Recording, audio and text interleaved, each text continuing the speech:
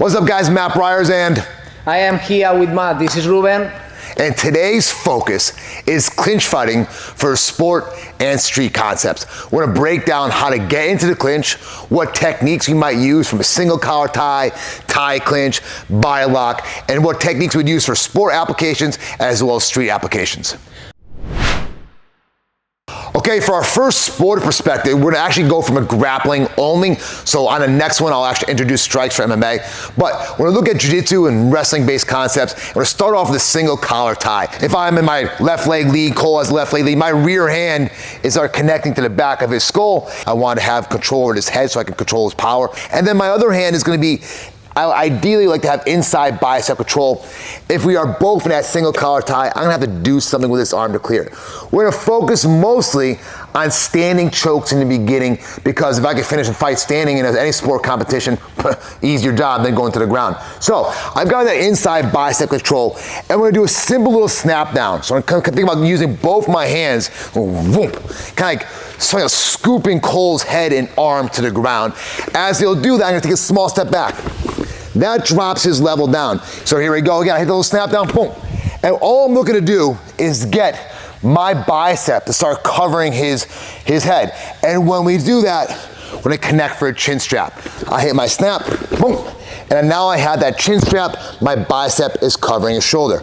We're gonna go for 2, maybe 3 different chokes here. First one, we're gonna go with basically a standing guillotine, and I sometimes just call it like a 10-finger one. We're just gonna grab my own fingers, okay? And when I grab my pinky finger, and I think about getting my hips in, then turning my thumb and like my hands into his throat. So I have that grip there, and then boom. Simple, easy tap. Quick kill. What makes this work really well is I covering his head, okay? If I pull away, obviously he gets out, shoots a double or something like that. So I have to make sure I cover the head, establish that grip, and then almost like I'm stepping in and hipping into it by folding my hands into my chest as I get that little hip feeling. Very strong, very quick kill on that choke. A second choke, like a post guillotine. So same thing, we're here, I hit my snap down, bam. Now, instead of like battling his hand, I'm gonna post on that shoulder, and then I'm gonna step in and get my hand right on top of my own wrist. So posting that shoulder, the handle's underneath the neck, is gonna snake right on top of that wrist. Then I'm gonna think about doing this. By rotating my hand around my wrist, it's gonna elevate my arm into his throat.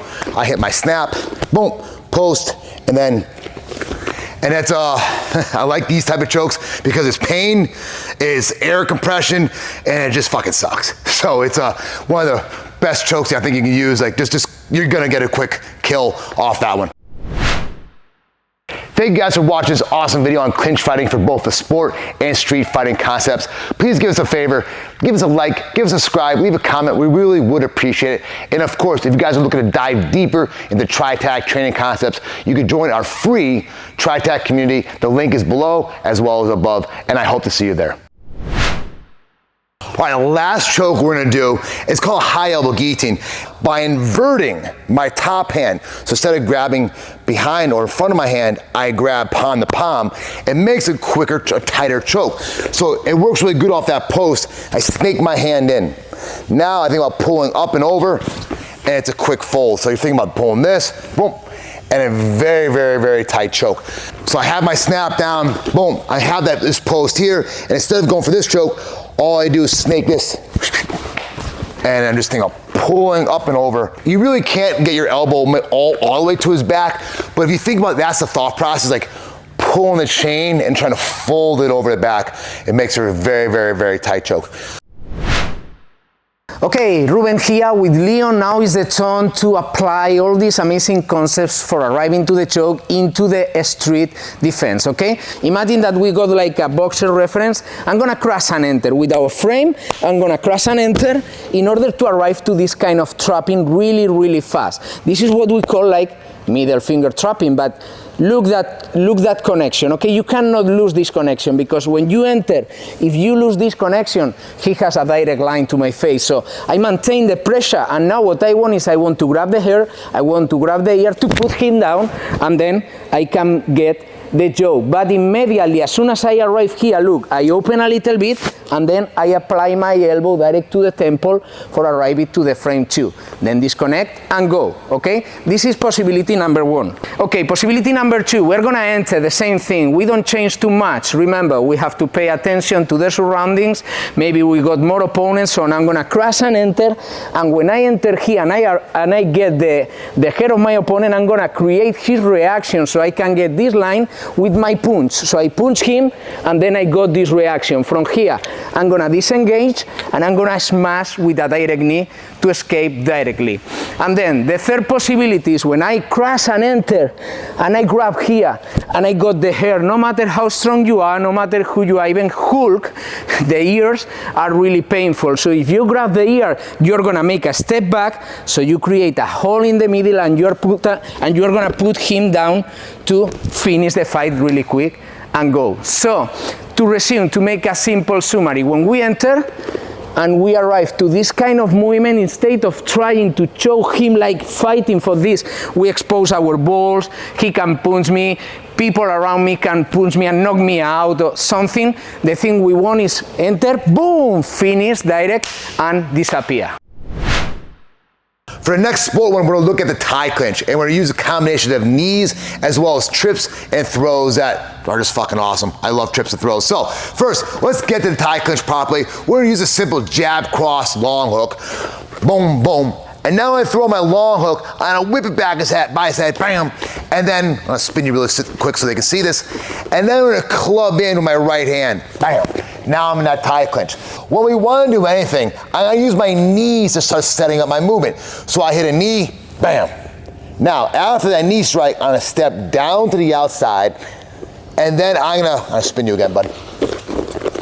I hit that knee, I step down to the outside, my hand's gonna travel to the back of his tricep, and I think about folding him as I pull, and my left leg will trip. Cole ends up right in a good foot sweep, bam, bam, bam. You're falling really well today. So he's making me look good. So I hit my jab, cross hook, boom, bam, club it in, knee, step, foot sweep. And we finish these foot sweeps, we're trying to get a nice strong knee on belly position. That way I can finish with my ground and pound or continue to a submission or control point. If you've been on my channel at all, you know that I absolutely love the Osoto Gari, not Gary, which I say wrong all the time. The Osoto Gari is most powerful, simplest, easy takedown that everybody should learn, and it's awesome off the Thai clinch. So I hit my jab, cross hook again, boom, club in. Now, I hit my knee. Last time I came this side after. Now after my knee, I step, boom, and trap that arm, turn my hips towards you. Now my left leg will snake. And again, right to knee on belly position, bam, bam, bam. Last throw from the Thai clinch. We're gonna use we call Kubanagi, basically head and arm throw. You can use a pinch headlock grip for this, or a standard scarf hold like grip, but let's look at it. So I have a jab, cross hook, boom, I club in. I hit my knee, bam. I step forward, and then I'm gonna trap the arm and trap his lat. My right hip is gonna come across. And as I do that, I hit a level change so my hips come underneath. Now here's an easy throw. Have a nice reference on the arm, bam, bam, and finish. What's nice about all these throws and all these takedowns is that head reference combined with our knee strikes are going to give us this amazing opportunity to control our opponent and throw them any way we want. Okay, thank you, Matt, for the information. Now we are going to get all that info and we are going to apply it into our world, into our arena, in the street scenario. So we are going to start with a simple frame, and then from here I'm going to place my hand direct in the frame 2. So this is going to allow me to open a new line for enter to my opponent. So I receive jab cross, and now immediately I open the line. I open this line. So I enter direct for grab the hair, for grab the ear, and I'm going to use now a concept that is called the tornado. I learned this concept a long time ago in my KFM days, and the concept is, okay, a tornado could be really wide when in the top, but it's really small at the bottom. Okay, so when he sent me jab cross, 1, 2, I get the hand enter, grab the ears, and now look, my leg, I'm gonna move my leg and I'm gonna put him down, okay? So this is the possibility number one. Then what happens if I have to go to the other side? So we are gonna start with the same. 1, 2, I get the hand. Now I enter. When I enter, I'm gonna punch to make something different and to change his head. So now I'm gonna go to the other side, and when I put him down, look, my knee is gonna be completely in the middle of the chest. Now, when he feels the pressure, he can push the knee, and then I will change to control the area again, so I can turn and control him with my other knee. For the last trapping, this is very technical, but this has a lot of sense. We're gonna be here. We're gonna start with the same. It's 1, 2. Then I enter with the same reaction. And now my intention, because I have already connected, is make a step to close the distance, protecting with my shoulder, my face, because if not, it's 50-50. And now my intention is going over his head, and with my biceps, I'm gonna hit the head. So this is gonna create this reaction on his head. And at the same time, my punch is gonna retract. So his head is gonna be in a really bad position. So one more time, it's like 1, 2, connect, go. Remember, our trapping is a consequence. It's not my intention. I don't want to trap the head. I want to smash him, and at the same time, I will find the head in the middle. So it's biceps, punch, and now look, I'm going to make some pressure on his knee in order to lose, he will lose the balance with this kind of pressure. Now, I move, and tornado concept, go into the floor, and immediately control him. If I want to turn back, I can turn back and continue controlling the area. Punch and go. 1, 2, connection, enter, protect with your shoulder, boom. At the same time, you can think and apply the knee attack, and then when you do the tornado, introduce the knee, you can punch, you can continue controlling, smash, and please remember to disappear. Always react and go. All right, our last sport clinch fighting perspective, we're looking at the body lock. And we're gonna start off with a simple 50-50 clinch, pummel for our body lock, and look at 3 takedowns from there. All right, so we're starting our 50-50 clinch, and I have an underhook, he has an overhook, okay? And when we are doing this, make sure that you have my right leg lead is my right arm. And you know how to pummel, right? So we can start off by pummeling a little bit, we switch our leads, so we get this feeling of moving. This is the basic drill you should be doing in general when you're learning how to grapple. Off of that, I'm gonna look to snake my left hand in to keep my right hand where it is. Boom, boom, boom.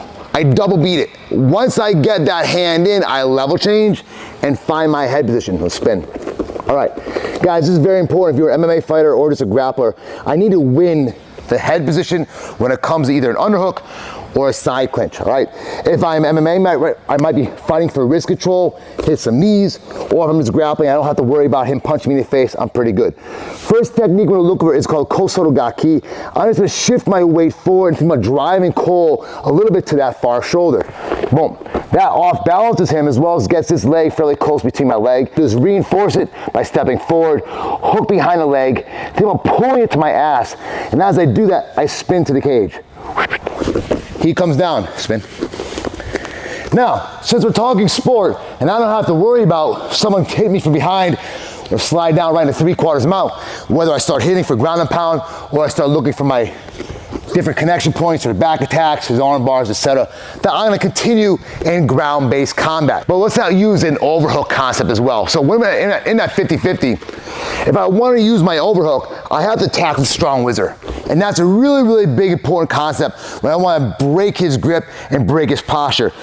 Wrist control is very important, or elbow control. Right off the bat, having good wrist control is great. If they have MMA gloves, you can use your middle finger and your thumb to hook onto that. If not, maybe double grip works in the beginning, but you have to have a pretty strong grip. Now, all I'm gonna do is get my harai or taitoshi, depending on how I feel my opponent. And how we do is I'm gonna start drawing this leg forward, turning my hips in to get it across, and then this leg's gonna shoot up into his leg, and it makes me sorry about that. Rises hip, bam, bam, finishes, or goes into a choke. One of my absolute favorite throws, I try harai everybody because I love giving people airtime. So we're here, boom, 50-50.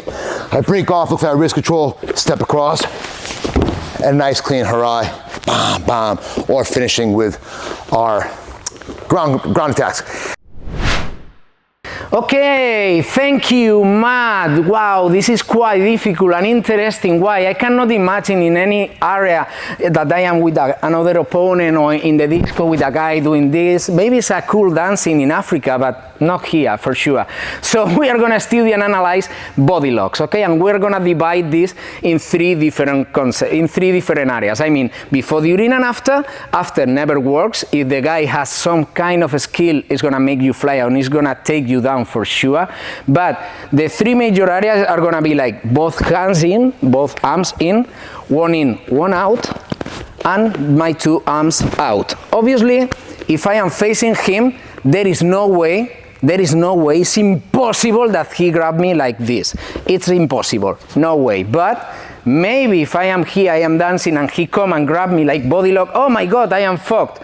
First thing from here, I'm gonna place my hands on his hands. So this is my first thing. The second part is I'm gonna try to put all my body weight really low in order to start thinking about how to move my entire weight. Not only the arms, I'm gonna place my hand, put my body weight really low, and now look, in a moment, I'm gonna go inside to get this hand. From here, no way for mercy. It's like punch him direct in the face and start running. So we have to be really, really fast on this, I know.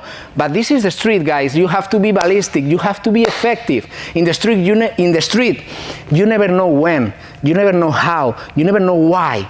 So maybe you are dancing, you are relaxed, and one guy comes and grabs you, you're like, oh my God, first reaction, grab the hands. That's the first reaction. Second reaction, go down, because if the guy has some wrestling skills, he's gonna make you fly, you know? And it's like, okay, Leon Airlines, I don't wanna fly and hit with my head the floor. So I'm gonna go down and immediately I'm gonna try to break, and only with a small hole I can introduce my head. But look, I'm gonna place, this is what I call, is when you are a kid and when you want everything for you. You know, it's like you keep something for you. And from here, it's like, oh my God, you came from backwards. It's like you are a bad, I don't wanna say the bad word. And then punch direct on the face, okay? What happened if, in example, he comes from the side and when he grabs me, I have one hand in and one hand out. First thing, we have to react, you know what I mean? We have to do something, not complicate techniques. It's like, boom, direct, a slap on the face. So you look how I can start putting my elbow out. It's like one, slap, two, hit, and then I can get the headlock to make something like a takedown or something like that. But my first thing is like, if I am here and I have one hand in, one out, immediately it's like, boom, one. Put my elbow out, and maybe I can apply some frame. I can start thinking about stomping on the floor, get the head, disengage, whatever, boom, direct on the face. Lots of things could be done, but we are studying and analyzing how to react before and during. And then, come here, Leon. This is more or less the easiest part, because we know that the guy is gonna make something. So I'm gonna try to put my friend to stop him. And my first thing is like, okay, as soon as I put my protection, let's see what I can get.